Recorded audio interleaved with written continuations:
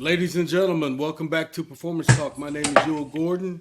I'm here today with my partner, as always, Chris Costa. Chris, we got some heavy clouds down here, and it's kind of gray. If you can see out my window, well, now my window's not in the shot today. But what you got going on over there in Pennsylvania? Sunny and 30. Well, sunny sounded good. 30 didn't Sunny really and sound sunny very and 30. Sun is shining out there, shining nicely for once. All right, all right. Why don't you introduce our guest today? Yeah, today's guest is Zack Zillner. Zack, how's it going, man? How you doing? Doing great. How are you guys? We're hanging in there. Absolutely. We're living. Yule's making it through this fog of a day. I know, apparently, right? down It's, there. it's foggy down here. Hopefully, we get a little sunshine tomorrow. Get back to that Texas weather. That's right. That's right. Zack, tell us a little bit about yourself. Zack Zillner, strength conditioning coach. Currently, the head strength and conditioning coach for the Texas women's basketball team. I also assist with the men's basketball team as well. So, basketball 24/7, 365. Entering my seventh season here at the University of Texas. Before that, I was at Kansas in a similar role, Illinois, similar role, and then Southern Miss at a similar role with both basketball teams and volleyball. And then I did my undergrad at the University of Kansas. So kind of been all around. And yeah, Texas has been my longest spot, and I love it down here. So do you work with Andrea? Were you there when she was there in Yeah, Kansas? so I got lucky enough when I was a senior in high school. Um, I ended up stumbling across that you could do, strength conditioning for athletes as a career. And just being from Kansas, I grew up 40 minutes from Lawrence, and I shot her an email when I was a senior in high school asking if I could come up and shadow her for the day. Sure. And, I had no idea that who she was. And after reading, her resume on the website, I was like, holy crap, like this is a gold mine. So I went up there and I asked her if I could intern. And yeah, she let me intern there for my whole undergrad degree. And we're actually, she's a mentor and a great friend to me as well. Where at in Kansas? You said 40 miles west or Yeah, east? Kansas City, so right Come on, man. outside the city. So go Chiefs. How did we end up in the same place, being from the same place? We're both smart guys and knew that There you go. Texas See, winter is a lot better than that Kansas City cold. exactly. The a couple of weeks ago it was 4 degrees there. Yeah, I think for that And Chiefs game a couple weeks ago, the wind chill was like -20 or something like that, and I don't miss that at all. We have to not travel kind not of that I don't way even for a have couple games, and no yeah, I don't thanks. even have a winter jacket, man, so I'm not going that till it warms up. So No, it's not too kind to bald guys either, so it's a tough one. well, let me show you something. There you go, twins. I knew I liked you. Got the same barber. Exactly. Must be that Midwest thing. The you have traveled throughout the heart of the country with your experiences. Tell us a little bit about what you see if you've been overseas, if you've seen anything different, what you see in different parts of the country, if there's any different, if the profession is finally starting to come together, or if you think we still kind of have geographical separation a little bit, if that makes sense. Yeah, I think the cool thing now with like the rise of the internet and social media is like you can see what people are doing all across the country, all across the world. And, with a simple direct message or email, like you can get in contact with coaches like all the way in Australia or Europe or, right here in Texas. It's a really cool feature that's kind of closed the gap on trying to find information. Before it was like if you saw a newspaper article or a thing on Sports Center, that's the only way you could really find out who Right. was a performance coach around here. Now, these coaches are so awesome to post all their stuff on Twitter or Instagram and their willingness to share. And the fact that you have podcasts now that you can listen to, some of your mentors on or other people in your field to kind of get ideas and see, how people are thinking differently compared to, before it was just you were stuck to forums on the internet, articles on the internet, or if you're lucky enough to intern for somebody. So now it kind of like opens up the floodgates of information, which is, good and bad. Think about it from my perspective. When I was stuck with articles in the newspaper or the magazine, Yeah, and there it's a wasn't even tough, the tough inter- there deal. wasn't even the internet, and I'm only saying that because now I'm just amazed at how fast the information gets around. And from my eyes, everybody is close the gap like this in the knowledge, factor. Whereas before, speed guys went either south or west out to California because they could work outside year round, and strength guys were found either Midwest or north to northeast. So that's kind of how it was separated back then. Now, uh, we're all over the place, and I think that's a great thing. But you still had journals back then. I Yeah, mean, you're acting like it's that. I mean, even Pavel Comey was writing papers. Come on, you had I was content. going back. I was going back to the time of the scrolls, right? Yeah, Back then, you actually had to read, which was a lot tougher for some people. There you go. But abstract what? Yeah, yeah, exactly. the no, that's it sounds like your experiences right now. You're off and running, and you're right in the middle of a career that sounds pretty exciting. Tell us a little bit about how you got to. We heard the chronological order of things, but how did Texas pop up? So, I made my rounds to Southern Miss, Illinois, and then when I got back to Kansas, Hootie called me and was like, "Hey, we got a women's basketball job, assisting with men's basketball." And to me, that was my dream career. Like, go back to your alma mater, like close to home. All my friends are there. Like, I'm a Jayhawk. I got my undergrad there, so I was Right like, "How there, you go. cool is this?" At 26, I'm back in my dream position, working with my mentor. Like, that's something out of a movie. And then it was like 10 months later, she knocked on my office and was like, "Hey, Texas called me. Appreciate your time here, but you're going." And I was like, "Well, I need to think about it." She's like, "No, it's Texas basketball. Like, I'm not going to let you stay." So I went and interviewed with the coach at that time, got the job, and then I was down to Austin, the next day. And I love it down here. I think it's a perfect kind of little microcosm of everyone down here is into fitness and all that kind of thing. You're almost Right. weird if you don't work out or you're active. So yeah, and the fact how much people are crazy down here about sports, sports is life down here. Oh yeah. So it really makes coming to work, like the pressure's there, but it's also a lot of fun knowing that so many people want you guys to be successful. So let's talk a little bit about something that you just said that often goes outside of the radar. Andrea walks into your office, knocks on the door, pretty much puts a demand down, right? Because she's already vetted you for that job. It's yours. Let's just be honest. It's already yours. Yeah. If she's saying and suggesting, they're hiring you. Yeah. The only way you're missing that job is if you go in and you absolutely botch that interview. Then they're coming back to Andrea, right? And they're saying, Yeah. "What the heck? Why would you send this guy? He's like, blah, blah, blah, blah, blah." And then she's coming back to you and saying, what did you do, man? Like, Yeah. what's wrong with you? Like, I pretty much served it up on a silver platter. I'm not Totally. trying to, obviously I'm not trying to like downplay the situation. You still have to earn a job when you're there. But let's just throw it out there. This is how it happens in strength and conditioning a lot. Whether it's college, big D1A programs, or it's professional sports. This is how it goes down. This is how you get a job in the big time, right? You need someone, and it doesn't mean that you aren't qualified.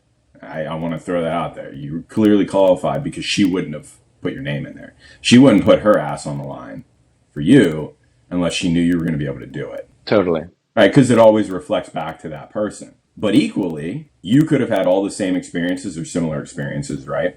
And maybe you didn't work with Andrea. Maybe you didn't even go to school with her, so you never had that connection, right? You could have applied for that job just like anyone else, right? It's got to be published. And you could have interviewed for that job, and you could have been the ideal candidate and likely not gotten it too, right? So there's this unspoken code kind of that goes along with sports in general, I think, in the strength and conditioning field that we talk about it on this show a lot, networking, the importance of networking, the importance of mentorship, either being a mentor or developing through mentorship is so, so, so, so, so important.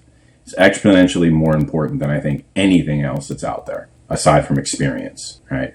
Education is important, but making sure that you've got the foundational stuff, you like doing what you're doing secondarily, because if you hate strength and conditioning, or if you just kind of like doing it, it's a lot of effort and a lot of time and a lot of emotional and cognitive stress, right? Yeah, you have to love it. Yeah, to be successful, like you really have to love it. You're dedicating your life to the field. So all the things that I've just said, like Tell me what your thoughts are. Tell me if you agree, if you disagree, why. No, I think it's one of those things like when you're a young coach or certainly interning, like you need to treat every day like it's a job interview for your next thing. So like I always joke with Andrea, like how many times, she didn't want to hire or let a freshman or senior in high school, volunteer. And, her policy was always you have to graduate first, then, we can try for an internship. And I was like, you know what, I don't want to do that. I want to start right away, like gain as much knowledge as possible. So like I joke the amount of times I could have, screwed that internship up from 18 to 22. Like we were all in college Yeah, before. Like yeah, that's yeah, a lot of time where you can do stuff wrong or one bad thing or just, show that you're not as dedicated as you think you are. So I try to teach or have basically every day be like a job interview for my next step. So, every day coming in, more hours than I was supposed to, whatever I could, assisting wise for the program, that's what I would do. And, I ended up interning for 5 years before I got my first real job. And I see most, young coaches now, they have a semester long internship or, maybe a full year internship. But I came out of my undergrad with over 5 years of experience, which I think helped a ton. yeah, yeah. That's actually really that's really unique. Usually, a good length of time of an internship or for to intern is about 18 months. You get a good solid foundation of the basics somewhere, and then you're moving on trying to get that first entry level job. To do whatever. But 5 years, dude, you came away with a great foundation. But that's credit to you for taking the time or coming up with the guts as a senior in high school to cold call somebody and ask for Yeah. And I was you super know fortunate to be in yeah, that situation where like I got to learn 5 years and watch probably the greatest strength conditioning coach, certainly for basketball that, that's ever been around. So the fact that I could see her 365 days for 5 years and kind of, mold my coaching style off, obviously my personality and everything like that, but to see how she navigates the waters with athletes, coaches, administration, NBA players, WNBA players, all the way down to walk-ons. The fact that she ran everything at such a high standard, like it didn't matter if you were the first pick in the NBA draft or a walk-on the smallest team we had, like she held everyone to that high standard of excellence. And, she just repeats, intentionality with everything, obviously the hard work and all that, but like everything she was doing was all like trying to close the gap of that 1%.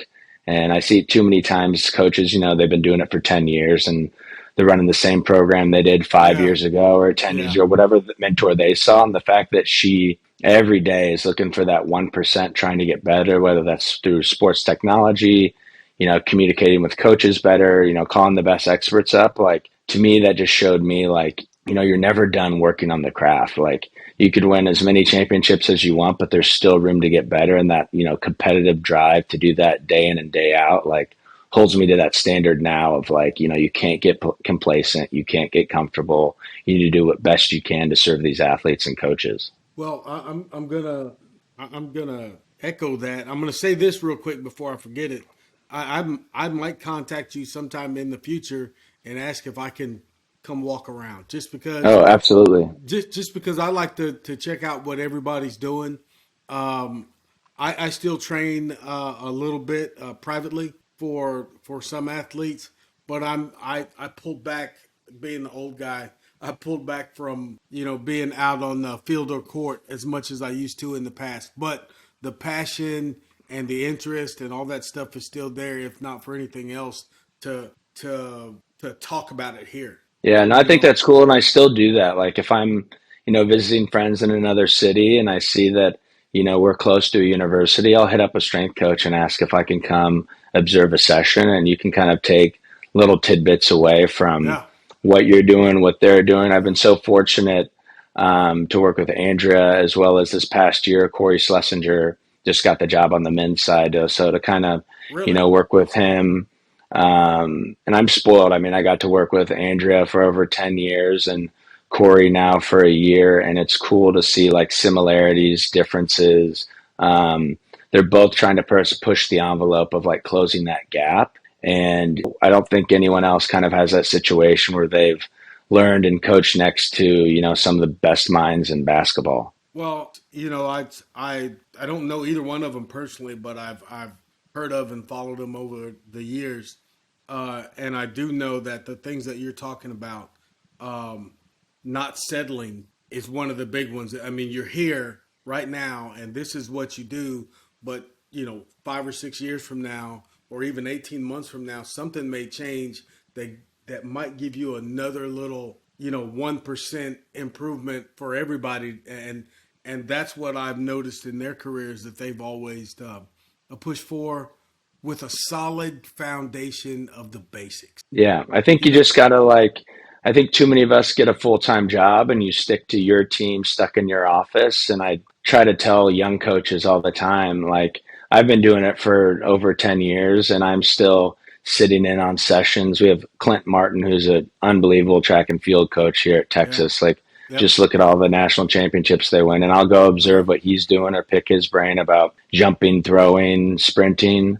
right. And so, like, don't be afraid to, like, when you have downtime during the day, to go see another coach and how they operate. And you'd be amazed, what things you can take away to kind of, sharpen your sword, as to speak, to get better, developing your team as well. One of the yeah, that's a great statement, man. That not getting stuck in your own little cave. People call them silos. People call them whatevers. But sometime we have, as strength coaches or as coaches, period, you have that cave mentality. Everything that's going to work, you have right here in front of you, and you think, if I can just get this all to come together, I'll be great. When outside might be the answer for you. Exactly. And if you actually are like, a lifetime learner and you preach all this, extra work to your athletes, like you tell your athletes you got to get there on days you don't want to be there, all that kind of stuff. Like, there's days I want to go home early, but I'm like, hey, Corey's got a group. Like, I'm going to go work with them, see what they're doing, get involved with that, or see on the other side of campus what Olympic sports is doing. And sit in on one of those like once or twice a week, and you'd be amazed what you can take away from there. I think too many times, we get our position and then just think, okay, I'm going to do what I do, work with my athletes, but you're not getting out there, seeing what other people are doing. And chances are there's people around you that are doing it, at the same level Right. or even higher level than yourself. So I think, getting rid of the ego and not being afraid to ask questions. Like, I think too many people are afraid to ask questions or act like they don't know. And my whole thing is, like, every day I come to school ready to learn. It's cool that Corey and I train out of the same weight room, and I can run past him, he can run stuff past me. And at the end of the day, like, if you're really trying to get better, you shouldn't be afraid to ask others for help who may be better at a certain situation than you are. Nah, at the end of the day, I'm 1,000 years old, Zach, and you heard me just ask you, hey, let me come and look. Yeah. And to me, especially for somebody like me who is kind of faded to the back, and I'm in a new part of the country, not in the southeast anymore, which I was over there for 19, 20 years, working and building a network. But now I'm in the southwest. Don't really have that network, for reasons outside of my control. It took me 3 years to get back in the groove, just because I was in and out of physical rehab after a car accident. But to me, hey, what's going on? Because 2.5 years not really being into it, something's gone by. So it's important to ask those questions. So what you're saying to our young listeners who are thinking about getting into this field, or even to athletes, understand that the people that are trying to help you do a lot of work behind trying to get you to be that much better. And if you're listening and not watching, a little bit better, there's a lot of work that goes into that. You all right, man? Yeah, If you it's pass out, if you pass sinus out over there, medication, there's nothing dry we can do. air. We are in Texas. We can We call can't all be blessed like 911. you and have this warm climate 99% of the time where you don't have to wrap your pipes in towels. It I gets have dry here. Look, all of my pipes right now are covered in the foam, insulation, and towels. So I don't even want to hear it. Anyway, so sometime we get off track, Zach. Sorry about that. No, I got you. We uh we are relaxed around here, but we're serious about performance and getting better at coaching it and helping our athletes get better at the actual performance. So let's continue along the same lines we were going. Chris, I don't know how much you heard, but we were talking about just kind of getting out of the room and interacting with the other coaches. How that are in the field. How important, Zach, is it to interact with the rest of the team of performance, the nutritionists, the psychological people, Yeah, the I think you know it's like you have to be relaying the same message to these athletes as far as like you better be on the same page as the nutritionist, sports performance, sports med, the head coach, administrators. So you're constantly echoing the same message. So if an athlete's hearing one thing from you and a different thing from the nutritionist and another thing from the athletic trainer, like they're going to be confused of,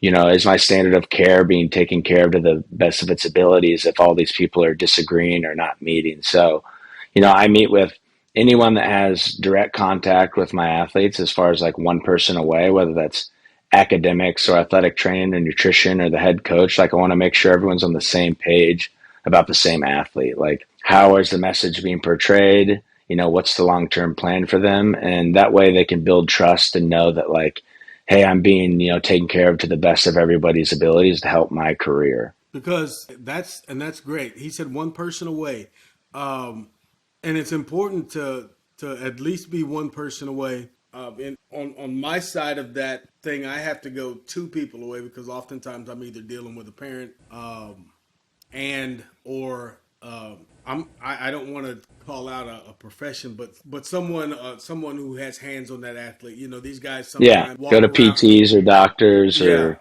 their skills So coach. Yeah, I make sure to right, try to get all those relationships ironed out just to make sure, especially now, like with basketball, everyone has their own separate skills trainer, right, especially in the summer. And I need to make sure, like, hey, the main thing is the main thing, and that's, the people at the University of Texas working with this athlete. And if you're going to do stuff outside of that, I yeah, need to know, like, what drills are you doing? Let me come observe a session. So, we're on the same page. Like what I think half court work is and what you think half court work is the same. Because you're constantly juggling, court volumes. And I need to know, right, obviously, what I'm doing with the athletes because I have a periodized plan for how they should respond. And then I need to know what they're doing outside of that stuff. So usually when our athletes come in and shoot on their own or work with a skills coach, like I'm there, I'm watching it. And that way I can kind of see like, okay, like, is it, they're getting these overuse stuff? Is it because of the stuff we're doing? Or is it because, they're coming in 2 hours at night and then coming back 10 hours later for a training session? Like I need to know that kind of stuff.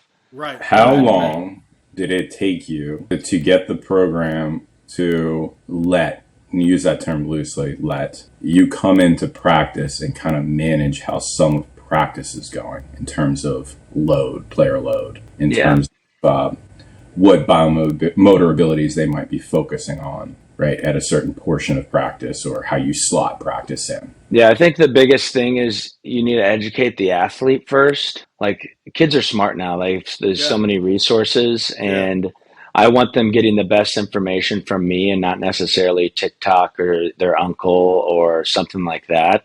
And so, I'll kind of work backwards with them of like helping them connect the dots. And then from there, it's, we take ownership of all that. Like the athletes understand a hard day needs to be a hard day, a moderate day needs to be a moderate day, and an easy day needs to be an easy day. So we kind of hold them to that standard of, hey, it's a shorter session today, but I need intensity through the roof. So if your intent isn't high on every drill, then it's going to have to turn into a longer duration, intense session, which you're probably not going to like. And then with these coaches, like most of these coaches, are twice my age, so they've been doing it longer than I've been alive. So it's kind of Yeah. slowly integrating, how can I best help you to get the most out of your athletes? And that comes from trial and error. Some coaches are just like, hey, I get you have these numbers, but this is the way I've always done stuff. So deal with it. And I kind of present that as like, hey, we can do these practices you want to do that are super long and intense, but these are, some things you may have to do on the back end, like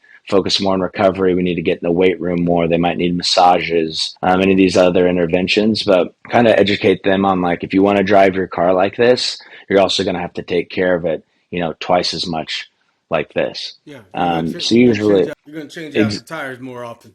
What Exactly. was And what was the deciding factor then for them as a coaching staff, as a technical, tactical coaching staff, to say, all right, Zach's on the right track? I think it's, when you tell them the things that may happen actually do happen.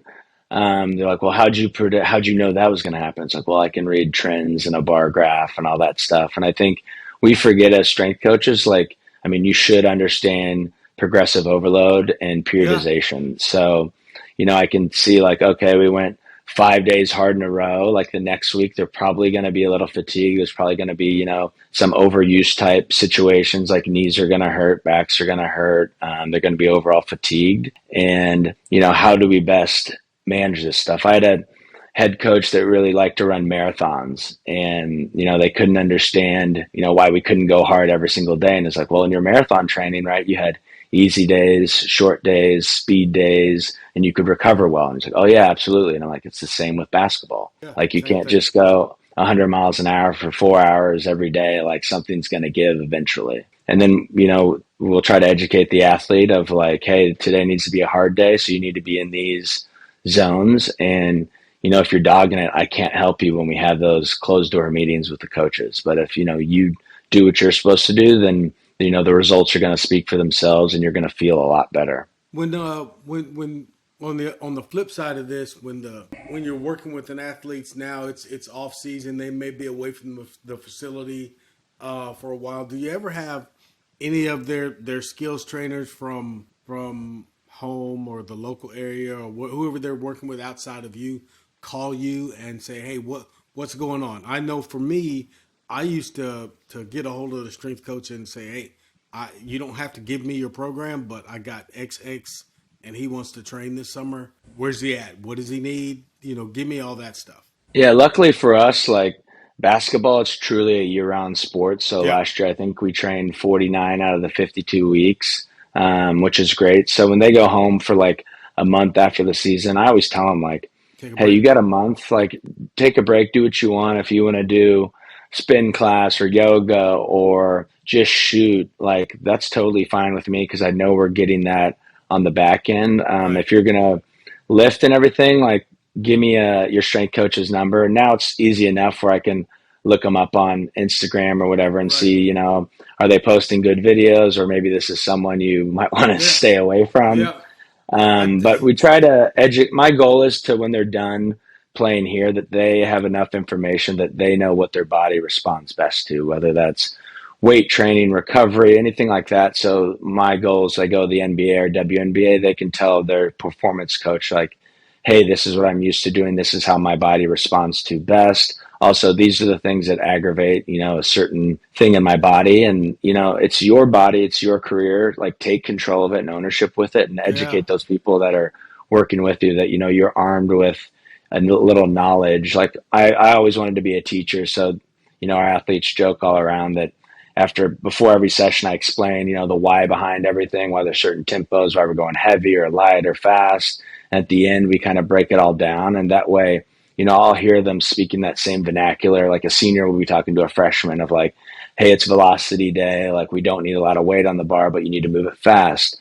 Or, for the yeah, mobility drills we do after practice, we need to be out of our shoes and being intentional about what we're doing with things. So it's kind of cool to see these athletes will mentor the younger ones. And then I know like, hey, they have enough, skill and knowledge about this that they can help guide, a strength conditioning professional at the next level. yeah. The great thing about that is that when you're working with a group of athletes like that and you're consistently with them and they do start learning, how you do things and what is expected of them is that their expectation of not just themselves but their expectation of you also goes up. Totally. I think it's all about building trust. And Right. at the end of the day, I think with being a young coach, you try so much to like fit in, be cool so that all the athletes love me. But like at the end of the day, athletes want results. They don't care if you like the same music or movies or Yeah. dress the same. Like they want someone who can get them to the next level. So I think if you can build that of like, okay, you came in here, you felt better when you left, you're starting to perform better. Like they don't care if you dress the same or listen to cool Yeah. music or have the slang or whatever. Like they need results. And that's Yeah. what Hootie taught me the most. Like, she's a woman working with a men's basketball team, like arguably one of the best basketball programs in the nation. Right. And, you should have nothing in common with an 18-year-old guy. You know what I mean? Right. Like, if that's the case, you haven't advanced. So they would always come in there because she could get them the results they needed. And that's what kind of we pride ourselves now. Like, on their off days, basketball players aren't notoriously known for like wanting to get in and work out. And I think if you can get your athletes in outside of the required time, it shows they see the investment you put into them, put into the program, and they want to get better at the end of the day. So as long as it's a results driven business and a results driven model, like, you'll have those athletes for life. Oh, that's without a doubt, because I'll tell you, the first people uh, to recognize, when you're not as credible as you claim to be, is the athlete. And it Yeah, doesn't they and can it does find out real quick. and it doesn't matter how old that athlete is. If you have a 14-year-old just starting with you, I learned a long time ago that if you can't make it make sense to them and they can't get it, something's wrong with your delivery, or whatever the case may be. Yeah, well, part of it's like if you don't know what you're doing well enough to explain it to a third grader, like, I'd argue that you probably shouldn't use that method or way of training. So you need to understand it so well that an athlete that has no idea what kinesiology is or biomechanics can understand the why behind you're doing everything. And if Exactly. you don't understand the why, then you need to kind of look in the mirror and get some more information or figure out make it make sense. I encourage with the clients I have now. I encourage both the athlete and the parent, and I got them ranging from 14 years old to 27 years old. So the athlete, parent, and or agent, and or whoever's working with the athlete, ask me questions, Totally. because if you want to know whether or not what I'm doing is effective, ask me. I'll tell you. Yeah. And then if you disagree, if you're at that level, you're the sports medicine guy and you disagree, or you're the athletic trainer and you disagree, or let's talk about it. Let's get it ironed out, because I'm not the most important person here. The athlete is. Correct. I think sooner people realize that, like, at the end of the day, we're all on a team trying to get these athletes better. And, if you're not on the same page with everybody, or you have somebody, within that team who are not on board with everything you're doing and talking negatively to the athlete, like, that's going to give mixed signals and give them uncertainty. So I think it's great for, the adults or the professionals in the room to collaborate in a well thought out way for what's best for the athlete, because at the end of the day, like, it's about the athlete to have long-term success, and whether that's more in your area or another area, it doesn't matter. Like, at the end of the day, we need them to be successful. So put your ego to the side and collaborate. The outstanding thing about our profession, Zach, is that no matter where you are in the progression of where you are, as far as being a professional, there's always more to learn. Correct. While the foundational stuff remains the same, what I try to tell folks a lot of: get a good foundation in anatomy, physiology and kinesiology, because it's going to drive the understanding of everything you do. It may not drive your day to day, but understanding how your body works and what it how it moves and those kind of things. The foundation of that is critical. And then when you said something earlier, that made me kind of raise my eyebrows, is be careful what you put online. If you're a new trainer, Absolutely. Like, it's be a, careful what you put online, because it can be horrible. But go ahead. yeah, and not saying I have it figured out or anything, but like, as a young coach, like, I always encourage, like, I think social media is your live resume. So nowadays, like, I'm Okay. sure when coaches interview candidates, like, okay, they look at the resume, they've done their due diligence and called people, but then they're going to look at your social media. Like, are you putting out quality training information or training videos? Or on the other flip side, I was talking about this the other week with one of my colleagues, like, on Twitter, are you the jerk that's always arguing with people about Right, their posts right, online? And right. like, I would never hire one of those people for an intern, assistant, or anything, because if you're arguing about front squat versus back squat on an Instagram or any of that kind of stuff, like, you're not very collaborative. You're not helping people. So, I'm trying to look at, what's the best body of work you can put together. And I'll know more about how your athletes go through a certain lift by watching a 30-second clip than I will Yeah, in a job interview. easily. Yeah, that was when this profession. It's not quite the wild wild west it used to be, but when it was, what you just described on Twitter was rampant. Yeah, and I think everyone's, trying to posture themselves, but I think that shows a lot about a person. Like if you really want to help, because a lot of people are like, I'm just trying to help this coach who put out a video. It's like, well, send them a direct message in private, and maybe you can have a conversation on why they had an athlete squat a certain way or why they believe in this methodology. If you actually want to help, that's what you'll do. But if you're just trying to posture yourself for your ego, then you're going to blast them in front of 10,000 people. And I don't think that's very appropriate, especially just a 10, 30-second snapshot of what they're doing. But once again, I think, it's a great resource if you use it correctly. Like, it's your live resume. So I know plenty of times, like, I've had assistant coaches or head coaches from other schools, like, message me about, why we do, lifting before practice or after practice or Right. different things like that. And that's the only way you can kind of get yourself in the conversation of different rooms of your next potential job, especially for these young coaches. If you're a GA or it's your first job, like, that's a way where you can get thousands of eyes on what you're doing. So I think you could definitely use it to your advantage, but you need to be careful about how you go about it. Yeah, without a doubt. The one of the great things about being able to work with experience, having a team that has experienced folks and kind of new folks, is you get that full range of knowledge and that full range of questions. I know. I didn't ask her to. I talked to her a little bit when we were at the National Convention for Strength Conditioning out in Las Vegas. Andrea, I talked to her a little bit, but the everybody's busy when you go there and you're doing this, Totally. and she had a couple talks, so I caught her in between and got to holler at her a little bit. But one of the things that she said something to me that was I don't know, I don't want to say it was, I'm going to say profound, but that's not the word I'm looking for. But the importance of going to things like gatherings of professionals. What are your thoughts on that? Like maybe the state convention, the national convention, maybe just getting together at a here in Texas, we go have an adult beverage and whatever, if that's your thing. What's the importance of that in talking to professionals outside of the workplace? I think it's great just to kind of get out of, the weight room and, have honest conversations about, I think the best way it helps is like dealing with coaches or administrators or a stubborn athlete. You might have, someone like Andrea who's had way more experience than myself. And, you have an issue with an athlete not being compliant or whatever the case may be. And, she can probably have 50 incidences of how she handled it in different ways and which ways worked the best, which ways Right. didn't.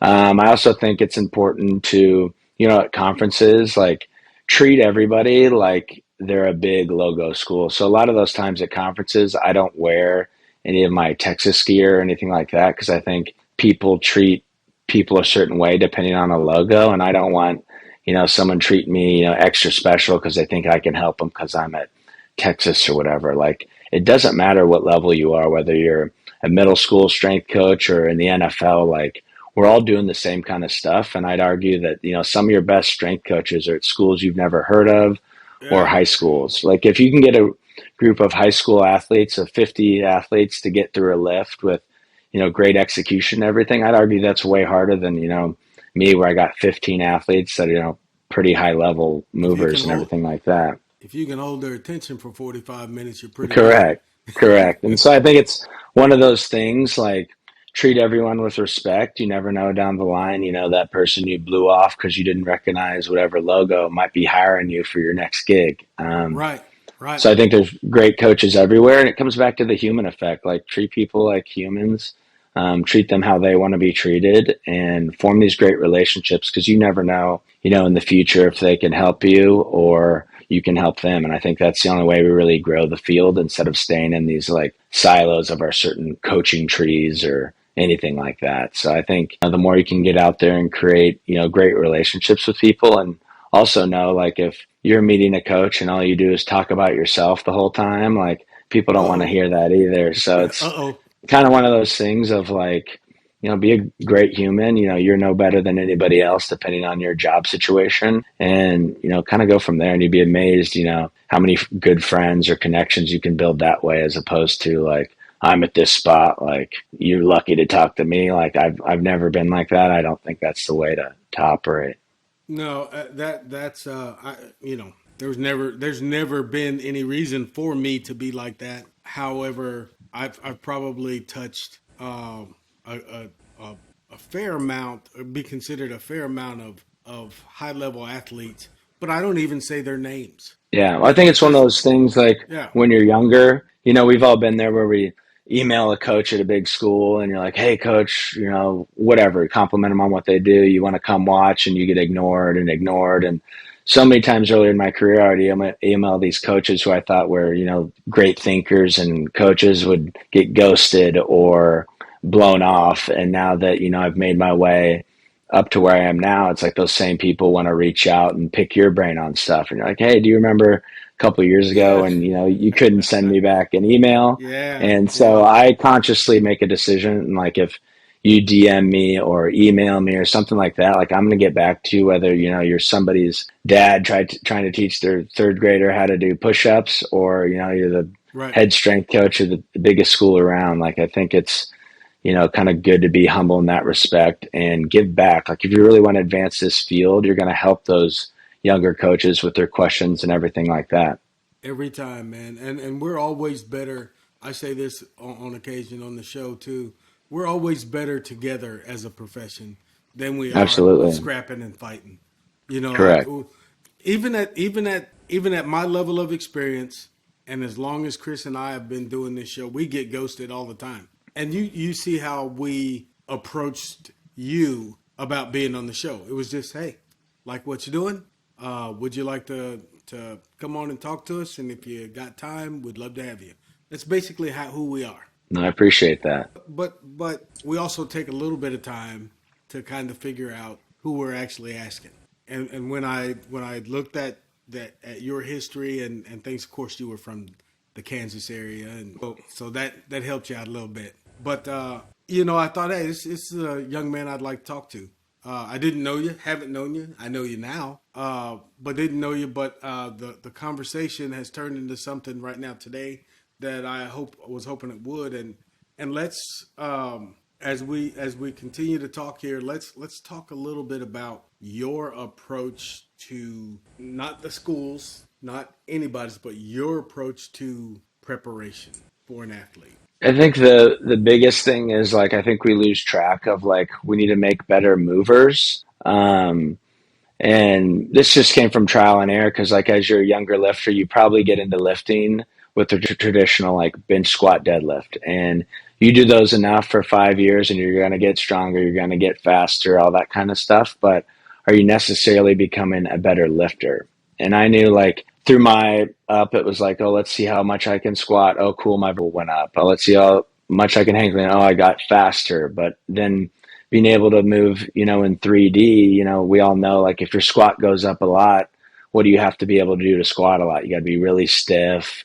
You got to be in the same Right. plane. Like everything needs to stiffen up and there's no rotation. So That you go to like, realization, man.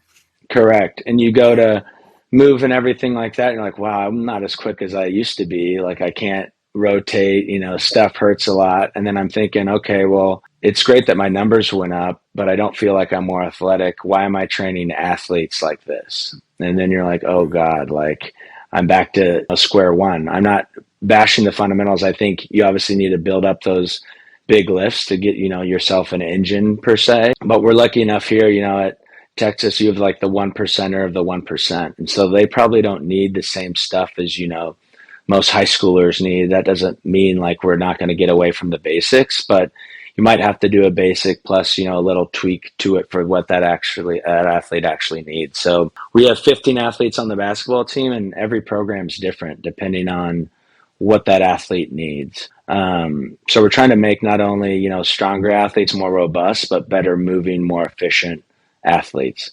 And so I Critically think you important, especially in field and court sports. totally, I think especially with basketball, as much skill is involved, like strength is very position specific. So everyone bashes basketball players that they're weak. But it's like, okay, they might be weak in that position because they have a short torso, long limbs. Like, of course, they're probably not going to be good at back squat. But, you probably can't dunk from the free throw line. So there's Right. a different way we can Right. express force and power output. So I think now it's more of like sequencing of movement. So we'll jump them on the force plate. It used to be, all about RSI or vertical jump. Right. But I'd have to ask the question, is a higher vertical or better RSI, is that making them necessarily a better basketball player? And I think too many times we're catching those big numbers that everyone can identify with, like, oh, coach, they went from a 30-inch vertical to a 36. I'm really good at my job. But it's like, okay, are they better movers? Do they have less risk of injury? Do they feel better? And it's like, if you can't answer those questions, I'd argue those are more important in how Right. they sequence in the ground. Yeah. Because if they're 6'7" at whatever weight, as a male basketball player, and you can still dunk, but your vertical went down an inch, and you move better, and your muscular endurance is better, and all this other stuff. I'll sacrifice an inch on a vertical leap for that stuff, and staying out of the training room. Absolutely. And I always joke, like, you see all these like before and after pictures, and I get why people do that. Like, your coach is evaluating you. They don't really know exactly what we do. Like, everyone thinks it's bigger, faster, stronger. And so if you Right. show a kid skinny, underfed, never trained, and then 3 months you're like, he's jacked, he's got huge arms, six pack, all this stuff. And it's like, okay, well, he looks great. Like, we did our job there. He's strong, but how does he move? Is that Right. added weight in his upper body going to make him slower for agilities? Is it going to lead to, if their legs aren't catching up strength wise, is that going to lead to some like foot, lower leg stuff? So it's kind of like educating the coach on, yes, they're going to be bigger, faster, stronger, but can we get them bigger, faster, and, better mover? So bigger, faster, better, Yeah, essentially. I'm a big proponent of body alignment and posture and all that stuff while you're doing things either stationary or slow, because you build those patterns for when you move. If you ever watch a young athlete, I call it, you see them kind of lazily walk. Their hips are really pushed under, their feet are flared out, and then you watch them run. I've seen pro athletes do the same thing, and then when you start looking at it, you go, okay, why do they have this issue or that issue or this issue? And you're going, wow, they're really moving from a bad position in the beginning. That's where they Totally. start. That's where they start to move. So if they're starting to move from there, and you're applying pressure at these weird angles because your feet are pressed out, or pointed out, and you're trying to, do a lateral cut, it can get pretty wicked on the joints and on the muscles and tendons in the body. You know that as well as I Yeah. do. And those are things you just have to keep in mind. Like, your greatest athletes are usually your greatest compensators. So they're going to find Yes. a movement strategy that works. And so we'll look at a guy jump, and most of these basketball players are really hip dominant jumpers. And it's like, why Yep. is that? Okay, it could be they have tendonitis issues in their knees, so they don't want to move them. Their ankles aren't as mobile because just how basketball is, it makes your feet super stiff, ankles super Right. tight, which is also good for, jumping. You want to be like a tight spring. But with that strategy of movement, I might have to work more on like lower leg mobility, calf strength.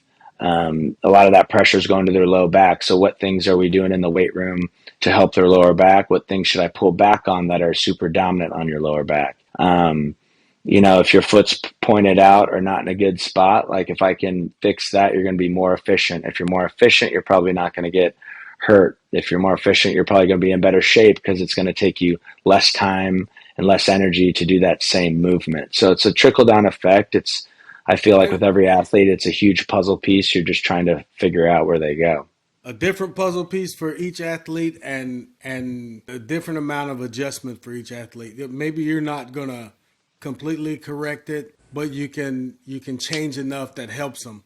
The big Totally. thing the big thing Chris and I have talked about in the past is for these guys, or these athletes, especially the higher level ones, males and females, like you just mentioned a little bit ago, they're super compensating somewhere. That's why they are as good as they are. Correct. And it's like So some of those times it's like, do I want to fix that yeah, touch and that. not? And so a lot of the time, like Maybe we look, that's why it yeah, goes. exactly. So we Maybe. look at all these movement screens, and my first question with these movement screens are, what are we comparing the data to? So if we're comparing the data to like a healthy adult, like I don't care about that. Like Right. show me draft picks you've had, show me all Americans you've had, show me all conference players you have, and then let's go off that. So luckily enough, when I was at Kansas, Hootie had 15 years of data on, hey, she had 80 guys in the NBA, like 30 in the WNBA. Like, let's Yeah. go off these markers on how they sequence. And, Texas, we're building that out here. So we've had, 7 years of, this is what a WNBA point guard looks like, or a Right. center. This is what a men's like NBA point guard looks like, and how close or far away are you from them? And then we kind of, re-engineer it from there. Yeah. See that That's is what we have to figure out is how far away is too much and how far away is Correct. still considered to heal. And that's going to be drastically different from one individual to the next another. individual. But we need to find some sort of general guidelines or Process, general ratio to Yeah. how far off are you, right? And then try to apply. I think if we did a research study where we created, if you are 5% off of that person, here's what you should do. If you're Correct. 10% off from that, here's what you should do. If you're 15, so on and so like to see, okay, so if we believe this protocol will get you to this point, let's test it. Now we've got some validation to like, okay, here's what particular movement might facilitate someone that appears to have almost equal strength but lacks a bit of power. We've chosen to do these movements because we believe that they give the most freedom in hip range of motion while also delivering explosivity from the ground up. Whatever, right? And then sample that for a while and see if it's effective. And obviously, we're talking about generalization here because you might have that person that's 5% off. And that 5% is negligible only because their technical IQ of the sport is significantly better than that pro. They're going to get out there. And just because of that technical skill that they have and that IQ that they have, they're going to waste less energy. Correct. And I think that's the biggest Means thing we looked at was like we tracked their workloads in practice. And you guys are like this. So for like freshman point guards, they have the most load on the team no matter what. And it's because I don't know what I'm doing. I'm running all over the I'm place. just running.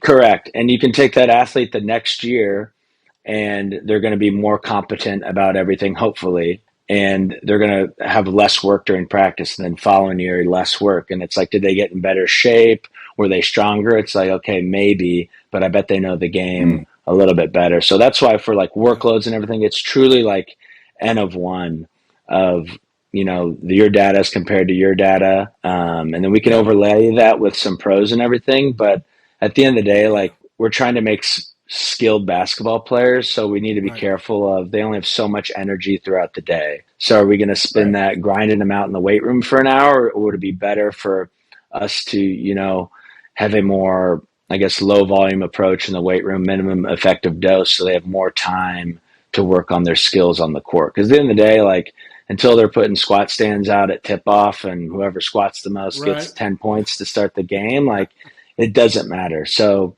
how are we moving the needle on performance so we have the most, consistent force producing athletes on a day-to-day basis to get better at their skill or task? That's a really good point that you make in regards to practice player loads, right? Noticing a trend is the first step of being a good strength coach. Then defining that trend. What does it mean to the group as a whole? What does it mean to the freshman basis as a whole? First years, sorry. We gotta say first years. Then from that point, saying what outliers do we have? What guys fall into the group of success? What guys fall outside of the group of success? What guys fall into the upper echelon of success? But then, as you mentioned, taking them into the weight room, what you might have pre-planned, what you might have periodized for the whole group, you might have to then dissect down to say, okay, so this freshman group here, just because of their player loads, I wanted to do this with them, but now I'm going to have to make this more of a technical session. I'm going to pull those guys aside, and we're literally going to we're going to relearn how to squat. Correct. Just because them coming into that session, they're already neurologically fatigued, right? So they're going to come in with lessened motor control. So you're like, all right, well, I wanted to work on teaching them maximal strength, but I realized that's probably not going to be effective right now because they're not going to be able to utilize that in the first place. So let's just work on like something as simple as relearning how to move under fatigue. Because I guess essentially that's resilience. Yeah. Value versus cost. That's Yeah. the way I think of that. What value am I going to get out of this next 45 minutes to an hour versus what it's going to cost me? If it's going to cost me a lot, I don't really want to. We got to think of a way to get some value out of it. Totally. I So think you just need to Well, reframe and then everything because, at the end of the day, like the court is the most important aspect of their day. And this summer, the assistants usually run all their individuals and everything like that. So we'll have themes to a day, whether it's a high output day, a technical day, a tactical day, anything like that. We'll kind of align it where the weight room has a similar theme to that. So if it's a high output day on the court, it's going to be a high output day in the weight room. If it's a technical day on the court, it's going to be a technical day in the weight room. So it's that constant theme, and you relay that information to the athlete, and they see like, oh, my sports performance coach and my basketball coach are on the same page about my development. Now I can get better. Because too many times I feel like strength coaches are like, Mondays, high intensity, then we're going to moderate, whatever. And they're not overlaying that with the thing that actually matters, which is their court's time. what are you And doing on the so, court? yeah. correct. I Well, think that's that's why what's so it's, important. yeah. And so at the end of the day, like basketball for us is the most important thing. And so how can I enhance what we're doing on the court with the things I'm doing in the weight room, before or after or anything like that? That's why that relationship and trust with the coaching staff is so important. Because you Absolutely. need them to tell you what for today. And And then the in that session, you need them to tell you, how is the plan evolving? What are we seeing that we're changing this plan? Guys look fatigued. Monday was a long day. Monday was a long day for everyone. Maybe they had the most classes on Monday. Maybe they also had the longest strength session on Monday. And maybe they also had the longest conditioning session on Monday because they didn't have a Saturday night game. They only had a Friday night game. So we had a 2-day rest period and we went right back into it hard on Monday. That's going to affect potentially Tuesday's outcomes, right? So you're looking at that and then saying, okay, here's our plan. Now how are we going to deviate from that plan? Now how do we have to deviate from that plan? And then what does that mean outside of, if you're not talking to the coaches, you have no idea what's going on in their head, right? Correct. They, And that's they, what I always Having tell, support is so huge. like periodization is dead, like unless you're in track and field or swimming or where like right. competitions are always Something, Saturday. yeah, something that's Yeah. And linear. Yeah. so my assistants or interns, I always joke with them. They're like, what are we doing tomorrow? I was like, I won't know till tomorrow morning once I've texted all the athletes, talked to our 100%. athletic trainer, talked to our Right. sport coaches, and then you can kind of devise a plan then. So we usually write their sessions up, 2 to 1 hours before they start, just because I need to get in contact with all those different pieces of the puzzle to figure out, is this a time where we need to be fresh? Is it okay if they're overtrained during this period? Like in the summer, like you want to, train them super hard. So maybe it's, this is going to be a hard week. We are going to beat them down because I know the following week we're either going to have off or, we're going to be gone doing something like that. And so it's always, every day is a different plan. But we keep those same themes throughout the week of let's match, the weight room and the court. One of And that the is not a luxury that a lot of college strength coaches have, right. No. to be able to pull out the periodization models, because you're working with so many teams, and equally coaches and possibly your superiors expect you to periodize, even though, like you said, Zach, it's essentially worthless. Let's just call it out. It is Yeah. worthless. You can't plan for the unknown, and every day is the unknown, right? Yeah, So, I mean, you can take the but you time don't to have put, that luxury. yeah, you can take the time to put that on paper if you want to, but you can't But you're wasting your rigidly time. adhere to it because Right. there's just no way if you're thinking about each athlete. When I hear us talk right now, we're wrapping it all the way back around to the individual athlete and what they're doing that day, and whether or not we are working together as a team to affect their improvement. Exactly. Well, it's another luxury that you generally don't have in college, too. Zach might be fortunate, and he might have that, where having 15 times 2, and maybe some red shirters, right, that you're working with, you can kind of spread your time across those athletes. But if you were working with the football team, amongst probably the 4 to 5 strength coaches that you have there, right, you just don't. That individual, independent work is much harder. It's hard to find, I think. It's not that you can't do it, but you've got to find the places and the times and then have those conversations with your staff to say, you know what, I think we got to do something about Tim because he looks like he's on the verge of breaking, right? What are we going to do? Like, we need to pull him aside and we need to change something. That's a huge observation. And it's also putting yourself on the line, too, to say, hey, look, we need to do right by these athletes, period. These student athletes are important for several reasons, but we also need to do right by them. What do we need to do? A lot of coaches don't have that luxury at that level, unfortunately. And sometimes that's a function of staffing. There's just not enough staff. Sometimes that's a function of time. Yeah, and then as you stated, numbers. If you're working with football And team, ego. well, I think that's the biggest ego in thing. there. Yeah, But like, if you really Yeah. like, I'm obviously spoiled now with just, women's basketball and assisting with men. But, when I was at Kansas, I had the same role with basketball, and then I had four other teams. So I think the biggest thing is like, be well versed in, exercise selection and different things that, like, hey, I just talked to the coach, they're crushed, what's already on deck for, a regen session, or we need to get after them today. Um, I had goblet squats on the plan, but let's, back squat and front squat people or anything like that. So you can tweak your program just depending on exercise selection, implements used, sets and reps. So you can make it, as complicated as you want or as easy as you want. But it's definitely doable to, tailor a specific session to that athlete. And that's why I think it's so important to educate those athletes on. I'll be like, hey, it's a lower body strength day. Pick the lower body strength movement that you like the most that's going to help you perform at your best. So they already know, like, okay, I'm a dumbbell split squat person, or, oh, I'm a trap bar deadlift person, or I'm a front squat person. And they can kind of go from right. there and kind of take ownership of their own program. But that takes a lot of work on the front end of you seeing, like, this is the best movement that suits you for the adaptation we're trying to get. And you kind of go from there. Yeah, and And that took unfortunately, some years of of trial and error. some of those AMS systems out there have made it quite a bit easier to, manage individual athletes to be able to just go in on an iPad and make a really quick change for somebody so that when they look at it on their phone or they look at it on the iPad at the rack, it's like, okay, well, now I know what I'm doing. And you can make that change, obviously, pretty quickly. Okay. Granted, it's effort. You got to do it. It's time. Somebody's got to do it. But, or you can, as you mentioned, you can just communicate with the athlete. Here's how we're going to evolve things. Well, It doesn't have to be as difficult as it looks by putting everything on, quote, paper, right? Digitally now.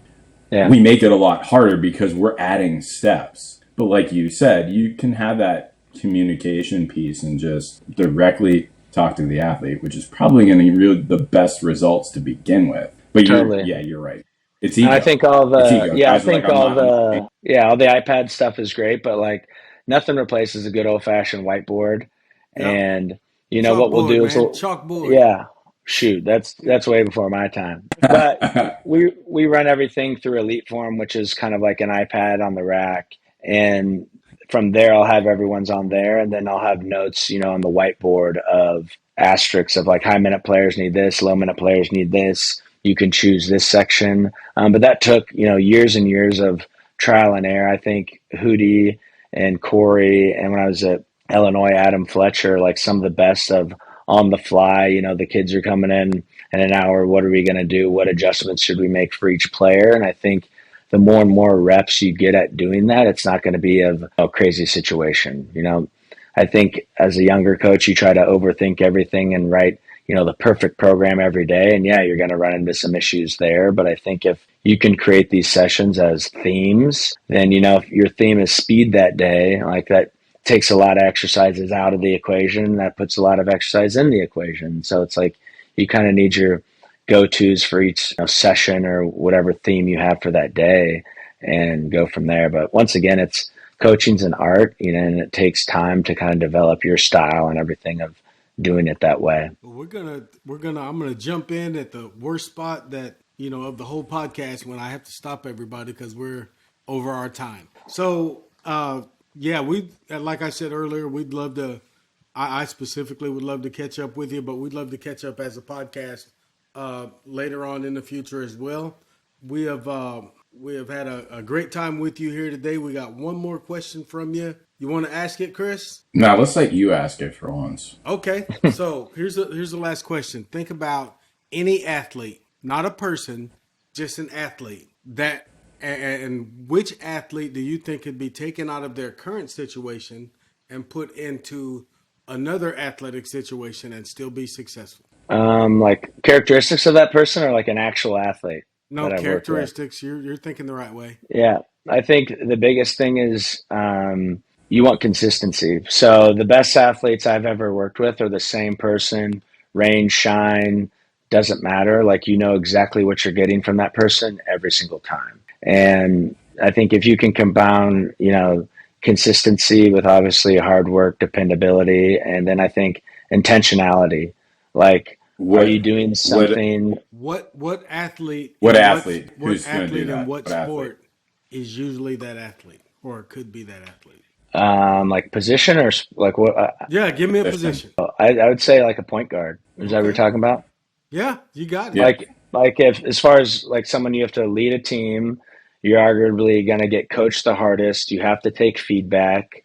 The success of your team, like you can win a lot of games with some other talented players, but if you don't have a point guard or a quarterback or someone that can manage people every day, like I think you're screwed. So I would arguably pick a point guard or a quarterback, someone like that that can lead a room, take feedback, take criticism, and get the job done. So he's taking it. Okay. Can they catch a football? I don't care about that. Well, that's what we're talking about. Can they catch a football? Can they accept a soccer pass? Can they use an apparatus like a Oh, stick okay. You're sorry. to I was catch a thinking puck you're. or a ball? No, or I was something just like that? I was just getting ready I to was. say he took it a completely different Yeah, direction. I thought you But meant on the direction realize, though. like outside of. Yeah, I thought you meant outside of sports. No, but Um. No, no, no, no, no. no, but In Oh that's yeah. sports, where would they be successful? What athlete could essentially be successful in every sport known to man? yeah. Position. What Uh. position of an athlete could be successful in any sport known to man? I would say a point guard. Just the fact that they have to be so dynamic. Like I'd argue, a point guard could play cornerback. In the NFL, I think a point guard could be an excellent soccer forward or midfielder. Like the dexterity of a basketball player, like you have to use your hands. You have to be really good with your feet, especially as a point guard. Nowadays, like some of these uh, men's point guards, they're huge. They're like 6'6", so they can do pretty much anything. But I think if you're coordinated enough to play basketball, you can usually play football. It's usually not the other way around. You don't see a lot of football players that are playing in the NBA, but you do see a lot of NCAA men's basketball players who can play tight end in the NFL. So I think it's kind of one of those cool positions. Like if you play that at a high level, I'd argue that you can play that pretty much any other sport. Okay. Did I finally answer it right?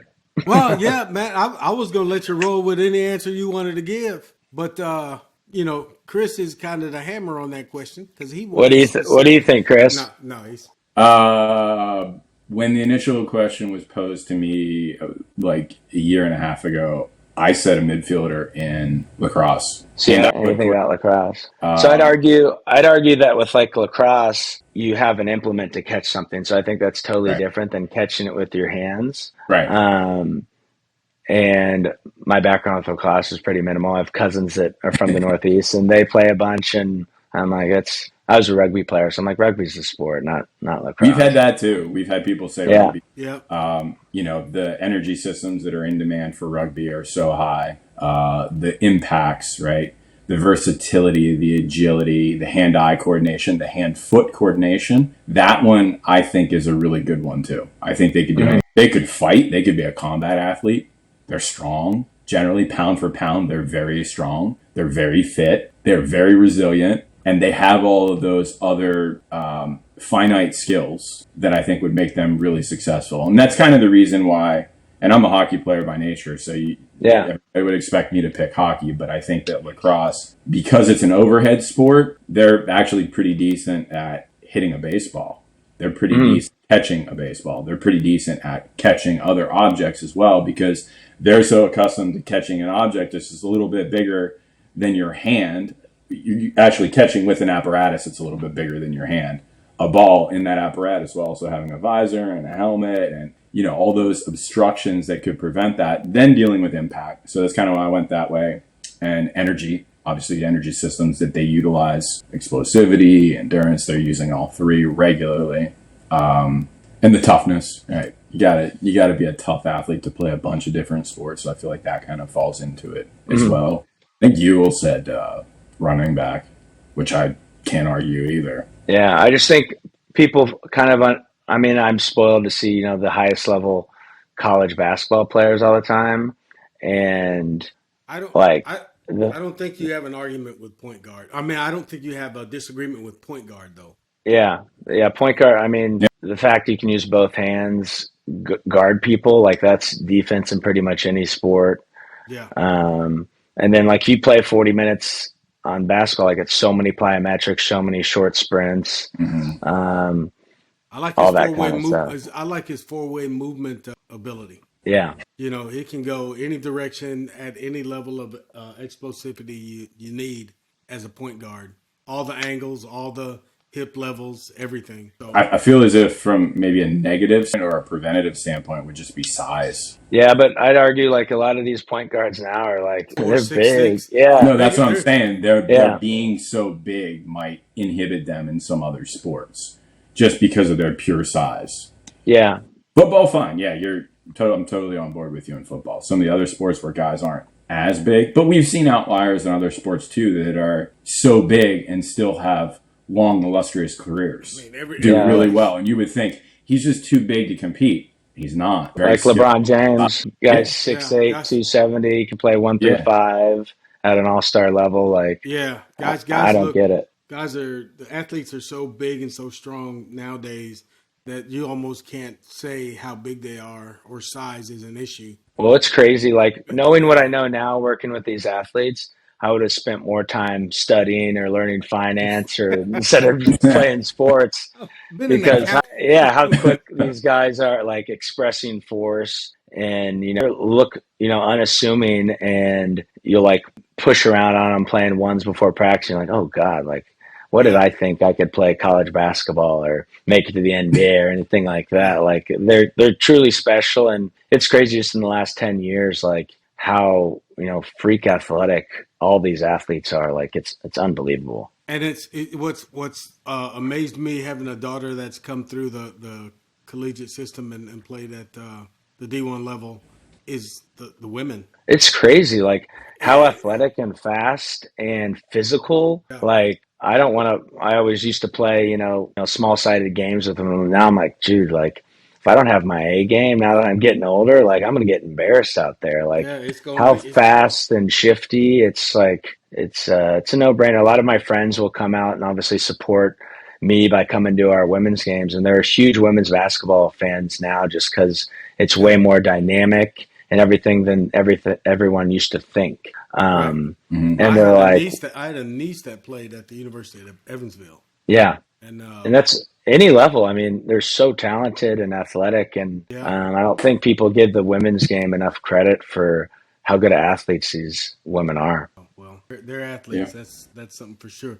Listen, Zach, we said we were going to wrap it up. We didn't, so we're wrapping it up. Well, thanks for having me on, guys. I appreciate it. Chris? Yeah, thanks for coming on, Zach. We really appreciate your time. Really appreciate your insight. Hopefully, our listeners will get a lot from this podcast. I think Zach came on with a lot of really interesting tidbits and was pretty forthright with like how he goes about things and how he manages things and what he thinks has value and what doesn't. So we appreciate your honesty there, Zach. This has been Performance Talk with Ewell Gordon, sitting on my left side over there, and myself, Chris Costa. Today's guest was Zack Zillner. Thanks, guys. We'll see you again real soon. Thanks. Appreciate it, guys. Thank you.